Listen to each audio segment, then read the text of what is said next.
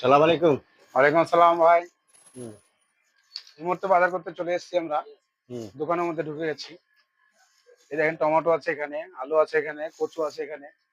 হ্যাঁ? হুম, আর এই যে আমি এই মুহূর্তে ডিম নিলাম। হুম, এখানে কলা আছে, হুম, এদিকে ফ্রুট আছে, মৌসম্বি আছে, আপেল আছে, নাশপাতি আছে, বেগুন আছে এখানে। হ্যাঁ? এখানে আদা আছে, রসুন আছে। হ্যাঁ? একদম তাজা তাজা সবজি। হ্যাঁ? যেটা ইচ্ছা সেটা আপনি নিজের মন ইচ্ছা নিতে পারেন। এই দেখেন ফ্রিজের মধ্যে ঠান্ডা ভরা আছে। এখানে ভেন্ডি আছে, এখানে তরমুজ আছে।